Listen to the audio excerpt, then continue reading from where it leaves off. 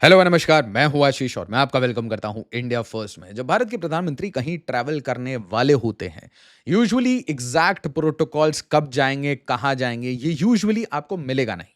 हाँ, आपको ये पता होगा he will be in Bengal for next 4 days, but exactly कहाँ जाएंगे, कब जाएंगे, ये चीज़ें बहुत सीक्रेट रखी जाती हैं। मल्टीपल ड्रिल्स, वीआईपी ड्रिल्स, जो वीवीआईपी की सिक्योरिटी होती है उसकी ड्रिल्स चलती हैं, सेफ्टी ड्रिल्स चलती हैं। बार बार एक साइट को सैनिटाइज किया जाता है, रास्ते को सैनिटाइज किया जाता है, इंटेल को इकट्ठा किया जाता है। अब सोचिए, भारत के प्रधानमंत्री पहलगाम का 1 साल पूरा हो रहा है 22 तारीख को। उससे 1 दिन पहले एक पेट्रोकेमिकल रिफाइनरी कॉम्प्लेक्स की इनॉग्रेशन करने जा रहे हैं। एडवांस्ड कॉम्प्लेक्स है, इसकी इनॉग्रेशन से जस्ट 1 दिन पहले, मतलब मोदी जी के जाने से 1 दिन पहले यहाँ पे एक मैसिव मैसिव आग लग जाती है। अब आप में से बहुत सारे लोग कहेंगे सैबोटाज है, और इसके हाई चांसेस हैं। क्योंकि भारत में ऐसी कोई कमी नहीं है स्लीपर सेल्स की, और ऐसी कोई कमी नहीं है जो भारत को बार-बार मैसेज देना चाह रहे हैं, भारत को बार-बार डिमीन करना चाहते हैं। आप ये भी याद रखिए कि इस समय पाकिस्तान मीडिएटर का रोल खेल रहा है और जेडी वांस पाकिस्तान वापस विजिट करने वाले हैं, और ईरान कह रहा है कि भाई हमें तो कोई वार्ता करनी ही नहीं है, हमें तो कोई बात नहीं करनी। फिर भी पहलगाम के इन एंड अराउंड जेडी वांस, जैरेड कुशनर, ये सब पाकिस्तान में रहेंगे। ये कोई कोइंसिडेंस है क्या? सोचिए ज़रा, बहुत ध्यान से सोचिएगा। वीडियो को ज़्यादा से ज़्यादा लाइक करिए, शेयर करिए, हाइप करिए, साथ ही साथ हमारे अर्तई चैनल को जॉइन करिए। PM Modi to visit Rajasthan on 21 April. 21 April को प्रधानमंत्री जाएंगे राजस्थान, और PM to dedicate India's first greenfield project. सब कुछ बहुत क्लैरिटी से लिखा हुआ है, और ये लोकेशन देख लीजिए, बॉर्डर से सटी हुई इलाका है ये, जैसलमेर के पड़ोस में बालोतरा। तो बालोतरा में ये एक रिफाइनरी कॉम्प्लेक्स आ रही थी, और उसके बाद एक वीडियो आती है, अजीब सी वीडियो, जस्ट 1 घंटे पहले ये वीडियो आई कि भाई यहाँ पे एक मैसिव मैसिव आग लग गई।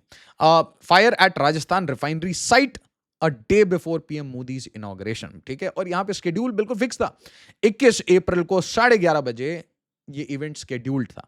India first greenfield integrated refinery cum petrochemical complex Pachpadra Balotra में, राजस्थान में इसका इनॉग्रेशन होना था, बन के तैयार था। कैपेसिटी इसकी 9 million turns per annum, 9 MMTPA और 80,000 करोड़ रुपए की एक joint venture between government of Rajasthan और HPCL।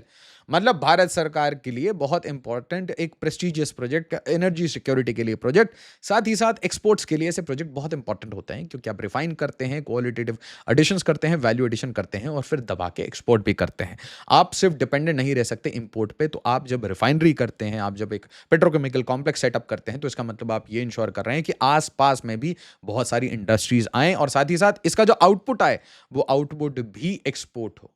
और इसके साथ आप क्या कोशिश करते हैं, जैसे प्लास्टिक्स है और जो भी एग्लोमरेशन हो सके पेट्रोकेमिकल के अराउंड, इन एंड अराउंड, इसलिए पेट्रोकेमिकल बोला जाता है। तो आपकी जो केमिकल एसोसिएटेड एंसिलरी इंडस्ट्रीज हैं वो भी साथ में बढ़ पाए, एक तरीके से एक रीजनल नोड बन जाए, इंडस्ट्रियल नोड बन जाए। ठीक है, integrated refining and petrochemical production था भाई। और यहाँ पे नेल्सन कॉम्प्लेक्सिटी इंडेक्स देखिए जरा। तो 17, मतलब ये very high global benchmark level. मतलब इसका मतलब बड़ा सिंपल है कि आप कितना भी खराब क्रूड ले आए, कितनी भी लो क्वालिटी का क्रूड ले आए, ये उसको अच्छे तरीके से रिफाइन कर सकता है। जैसे हम बोलते हैं ना, पुअर ग्रेड का क्रूड ले आए, सार क्रूड ले आए, तो उसे भी ये रिफाइन कर सकता है। तो tech wise, complexity wise, this was a advanced complex. ठीक है भाई। और नेचुरल सी चीजें हैं जो फायदे हैं, बूस्ट इंडियाज एनर्जी सिक्योरिटी। अब एनर्जी सिक्योरिटी कैसे एक पेट्रोकेमिकल फैसिलिटी इंप्रूव करती है, इसका बड़ा सिंपल आंसर है कि आप 100 रुपए का सामान इंपोर्ट करते हैं, और जब आप उसके ऊपर वैल्यू एडिशन करते हैं, और उसके बाद आप 100 रुपए का एक्सपोर्ट करते हैं, तो कुल मिला के आपके ऊपर जो बर्डन होता है, जो फॉरेक्स का बर्डन होता है, वो कम होता है। और इंडिया हमेशा ये स्ट्रैटेजी, अगर आप भारत के इकोनॉमिक सर्वे में से डेटा उठाएं, इंपोर्ट और एक्सपोर्ट, तो आपको दिखेगा कि हम सबसे ज्यादा ये जो क्रूड ऑयल एक्सेट्रा, ये हम इंपोर्ट करते हैं, और फिर उसे रिफाइन करके हम सबसे ज्यादा एक्सपोर्ट भी करते हैं। The same we do with gems and jewellery, कि हम रॉ मटेरियल लेते हैं, उसे प्रोसेस करके एक्सपोर्ट करते हैं। Reduces dependence on imported petrochemicals. Petroleum नहीं कह रहा, पेट्रोकेमिकल्स कह रहा है। ठीक है, enhances self sufficiency in petrochemical sector, aligns with make in India industrial expansion. ये इंडस्ट्रियल एक्सपेंशन एक तरीके से this becomes the bedrock for the regional node. जो पूरा रीजनल नोड, आसपास आपको छोटी मोटी इंडस्ट्री, एंसिलरी इंडस्ट्री बनानी है, उसके लिए मदर इंडस्ट्री होगी। ठीक है, और इसीलिए इसमें सबसे ज्यादा केपेक्स लगता है 80,000 crore. Will act as an anchor industry in the region, development of petrochemical and plastic park nearby.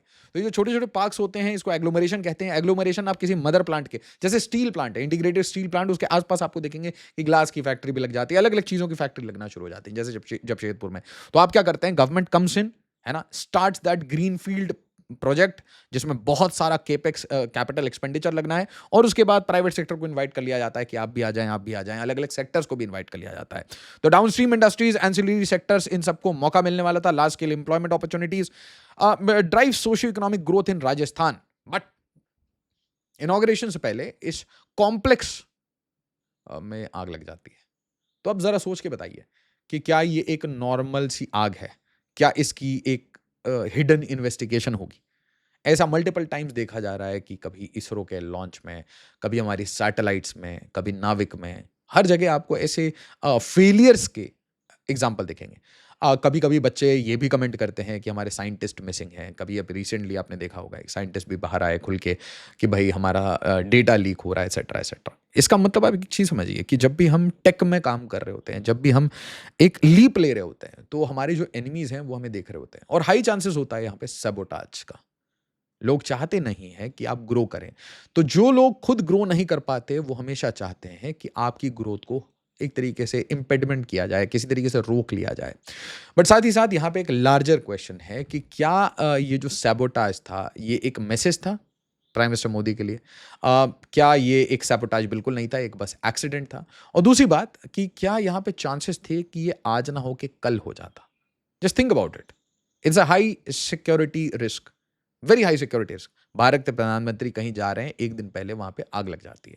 तो it raises a lot of questions. इसके ऊपर बहुत सारी इन्वेस्टिगेशन होगी। I am very sure the research and analysis wing SPG they will look into it, they will thoroughly look into it कि HPCL government of Rajasthan का ये जो पूरा प्रोजेक्ट था जिसकी इनॉग्रेशन होनी थी, इसमें सडनली आग कैसे लग जाती है। सर कोइंसिडेंस की बात है कि 22 तारीख को पहलगाम का 1 साल पूरा हो रहा है, और Delhi police special cell, ATS, STF ये कंटिन्यूसली स्लीपर सेल मॉड्यूल्स को तोड़ते जा रहा है। Delhi police special cell arrest 6 Ghazwa-e Hind inspired terror accused 18 अप्रैल।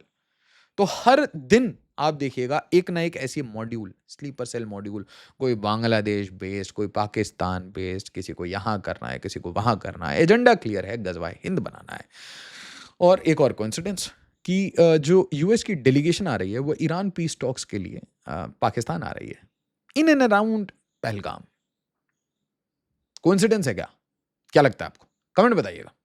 वीडियो को लाइक शेयर और सब्सक्राइब जरूर करिए। I hope we get to the bottom of this, and I hope this is not a sabotage. But जहां तक मुझे समझ आता है, the way I read things, news में और आर्टिकल्स में, हेडलाइंस में जो भी लिखा रहता है उसके पीछे एटलीस्ट 2-3 लेयर्स तो होते हैं। तो you need to read and then you need to wait.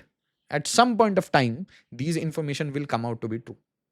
आज नहीं बताया जाता, इन्वेस्टिगेशन होगी, फिर थोड़े थोड़े रिपोर्ट्स लीक होंगे, और इवेंचुअली आपको ये समझ आएगा कि and I hope that something doesn't happen in India, but you have to be very alert.